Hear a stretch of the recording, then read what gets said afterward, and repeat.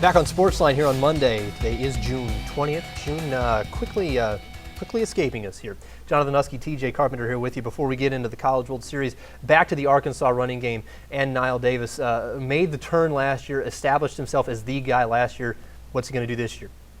Hey, Jonathan, I'm so glad you brought up Knile Davis because I got kind of a bit of a man crush. I'm not afraid to admit it on Knile Davis. I don't judge. Whatever.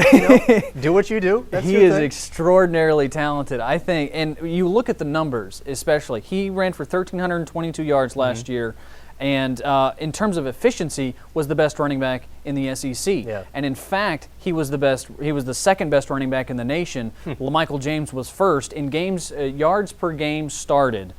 Knile Davis was second in the nation behind only LaMichael James. He outrushed, in terms of efficiency, both Cameron Newton and Marcus Lattimore. Lattimore only averaged 92 yards a game last year. Knile Davis, when you consider his games started, not games played, is up around 130. So the huge difference there. Yeah. You imagine a full season of production from Knile Davis, and you're talking not just best running back in the SEC, which is not a consensus. In fact, John Pennington of MrSEC.com does not think he's even in the top 5, which I find absurd. Yeah. Watch Knile Davis shock the nation. I remember in 2006, everybody thought Kenny Irons and Ken Darby were better than Darren McFadden coming into the season.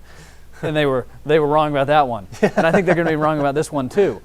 You take a look at what Bobby Petrino did with Michael Bush. Yeah. Knile Davis is, I think, 10 times the running back Michael Bush was. And when you take a look at the production he can put up, I think not necessarily yards, but touchdowns will skyrocket. Yeah. I think his yards will be around the same, 1,300 to 1,400, somewhere in that range. His touchdowns will go from 13 to 24. Yeah. And I think that's the really important thing.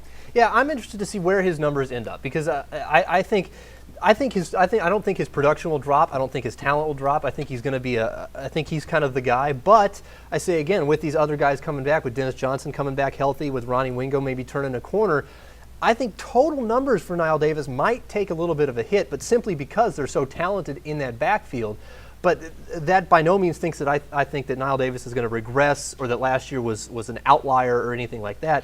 I just think there's only so many yards to be had, and you're spreading it out over more people, I think, this year. Efficiency is the name of the game. You're absolutely right. I think he'll be a more efficient player, and I think Dennis Johnson will help with that. Yeah. Ronnie Wingo was largely a pass-catching running back out of the backfield. Yep. So I think you may see Ronnie Wingo at some point. It always seems like people are kind of hesitant to say something, but eventually Bobby Petrino will make the change.